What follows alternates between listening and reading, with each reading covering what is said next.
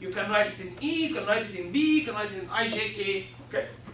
So this is a very good question.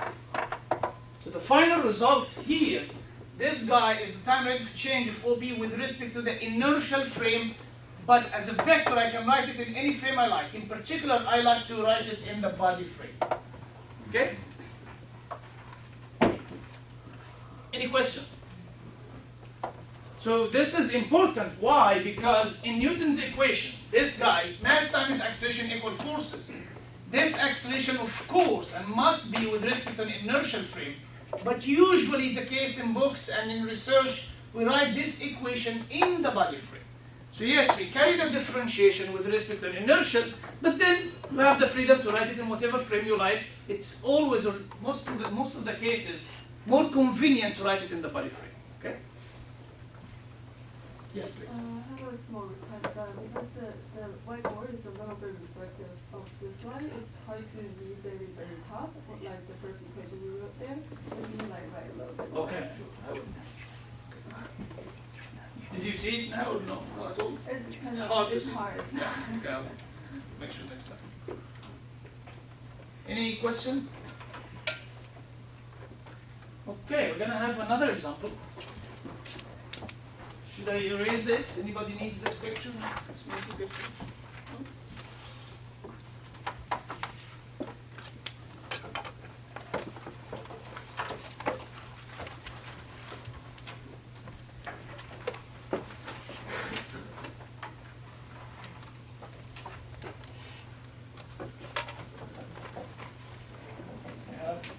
See, now you have time to write. I always try to convince students that they will have time to write with me, but they don't listen. And they keep writing while I'm explaining, and then they don't understand anything. So, another example.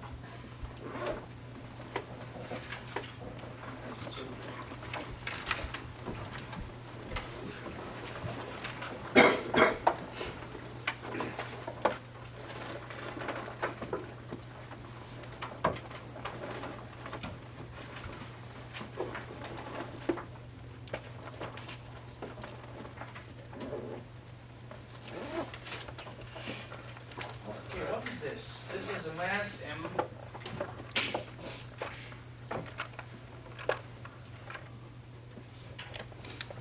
Mass M is free to slide radially in a rotating tube. This tube is rotating by an angular velocity omega, rotating tube, as shown in the figure. Where N is an inertial frame, so he's giving us an inertial frame down there, N1, N2, N3. This rotation is obviously about N3. Assume the tube is rotating at a constant angular velocity, omega is constant, with respect to the N frame. So what is required? This is a radial velocity or a radial distance, or so actually you can have, after this rotation, we can have a new frame.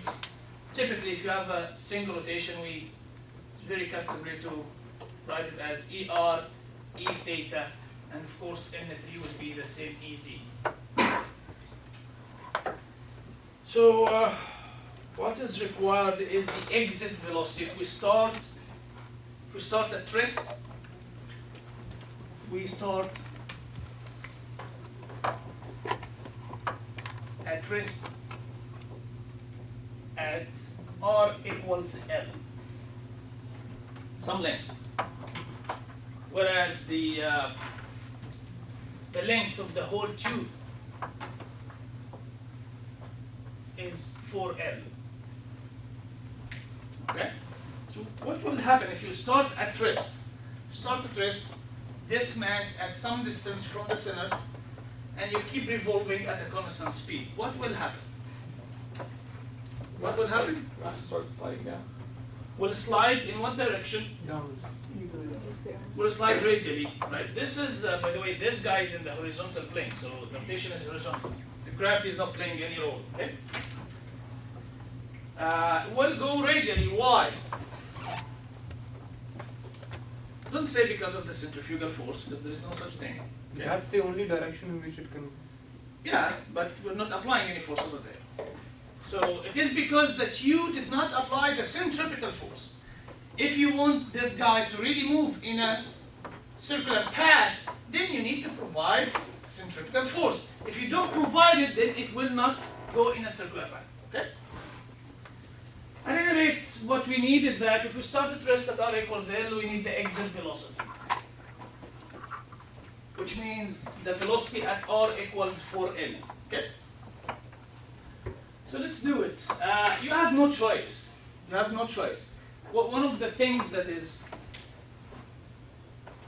easy, if you want to say easy, about dynamics, or straightforward at least, is that we don't have too many equations to mess things up. It's only Newton's second law, mass times acceleration equal force. There is nothing.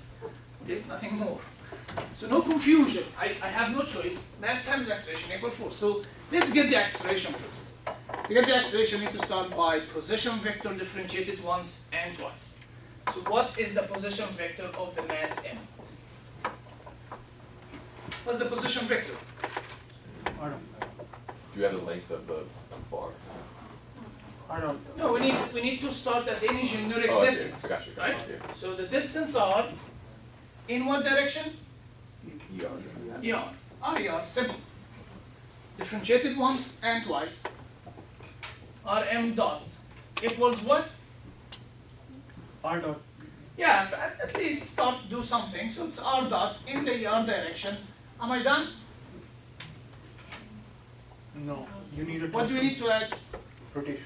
Omega cross the vector, right? So what is omega? What's omega? This is easy, much easier than the previous problem. It's just omega. Omega. It's a scalar omega in what Omega direction? times V3. Easy. Omega in the EZ direction. E3. EZ, E3, N3, whatever, they're all the same, right? And this guy is simply RER. And we're gonna do the cross product. So EZ cross ER, 3 cross 1 is 2. So the result is very well known to you guys, is of course omega r, the tangential velocity in the E theta, in the tangential direction, right? This is already known. If you know it, just write it from the beginning, no need to derive it. Any question? So far, this is not enough. Will be enough if you do Lagrange mechanics later. For now, I need to differentiate more, and actually the second derivative is always harder than the first, so because you have more terms. So the second derivative, r m double dot. First, simply differentiate your components. So it's r double dot in the ER, plus this guy's multiplication of two things, but luckily omega is constant. He said that, or she said that, the author of the book. So omega r dot in the E theta direction. This is simply differentiation of the components. But I need to account for the rotation, because this is written in the ER E theta frame, and it's a rotating frame. So I need to add what? The rotations. I need to add what? What's the term that I need to add? What's its expression? What do you need to add?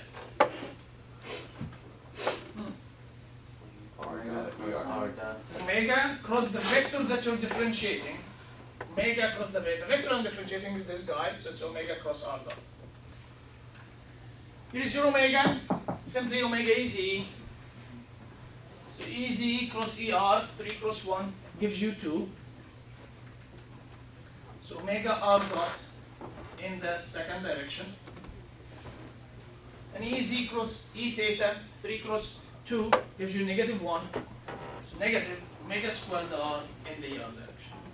Again, it gives you the very well known expression for the acceleration in the polar coordinates, r double dot minus omega squared r in the ER direction plus 2 omega r dot in the E theta direction.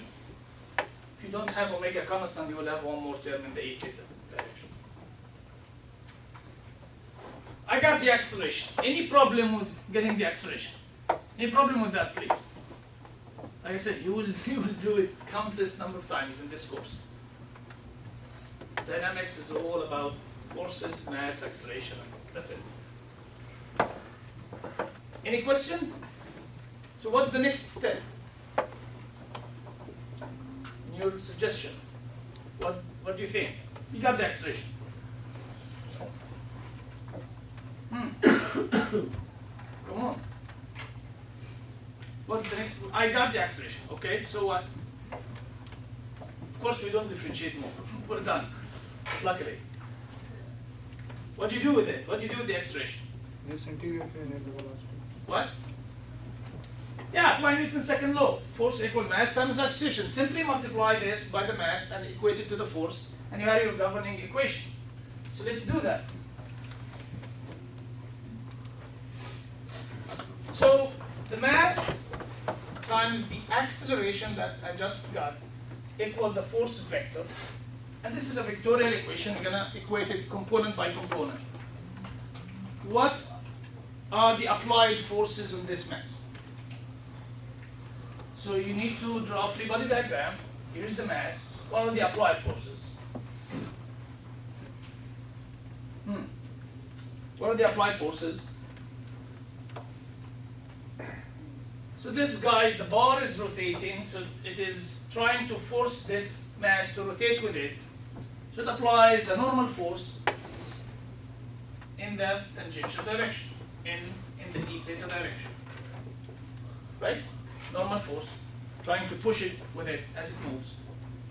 Any question about that?